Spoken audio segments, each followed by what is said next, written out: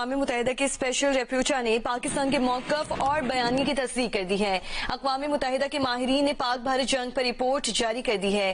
Report میں پہلگام حملے پر بھارت کے یک طرفہ اقدامات کی مذمت کی گئی ہے۔ رپورٹ میں کہا گیا ہے کہ پاکستان نے حملے میں ملوث ہونے کی تردید کی، غیر جانبدار اور شفاف تحقیقات کا مطالبہ کیا۔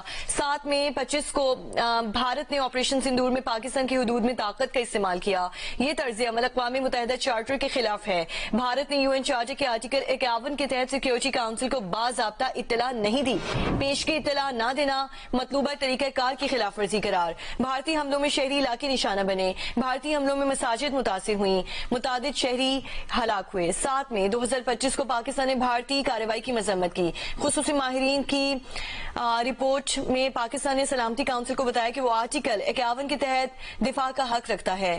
بھارت قابل اعتبار شواہد نہ دے سکا کہ پہلگام حملے میں پاکستان کی ریاستی سطح پر کوئی شمولیت تھی۔ دہشت گردی کے نام پر یک طرفہ فوجی طاقت استعمال کرنے کا کوئی الگ حق تسلیم شدہ نہیں۔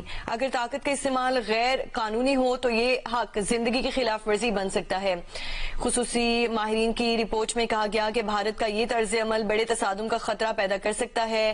اگر بھارتی اقدام مسلح حملہ سمجھا جائے تو پاکستان کو سیلف ڈیفنس کا حق بھی حاصل ہے۔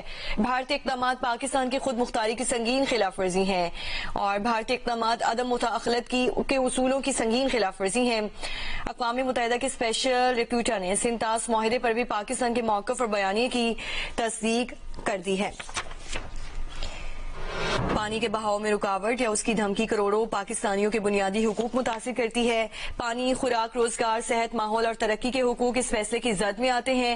سرحد پار حق آب میں مداخلت سے اجتناب لازم ہے۔ خصوصی ماہرین کی رپورٹ میں یہ کہا گیا ہے کوئی فریق یک طرفہ طور پر سنتاس معاہدے کو معطل نہیں کر سکتا۔ معاہدہ نافذ رہتا ہے جب تک فریقین نئے معاہدے سے اسے ختم نہ کریں اور معاہدے کے طے شدہ طریقہ کار کو بائی پاس کر کے یک طرفہ معطلی غیر قانونی قرار دی گئی ہے۔ اس رپورٹ میں تنازعات کا حل معاہدے میں درج تصفیے کے طریقہ کار کے تحت ہونا چاہیے اور بھارت کا مبینہ سرحد پار دہشت گردی کے الزامات کو آبی معاہدے کی خلاف ورزی بنانا قانوناً غیر متعلق قرار دیا گیا ہے۔ رپورٹ میں مزید کہا گیا ہے کہ بنیادی حالات کی تبدیلی کی دلیل کا معیار انتہائی سخت ہے۔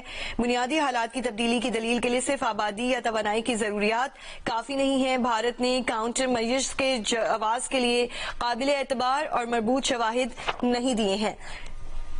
خصوصی ماہرین کی رپورٹ میں مزید کہا گیا کہ پانی روکنا یا معاہدہ معطل کرنا غیر مناسب قدم ہے۔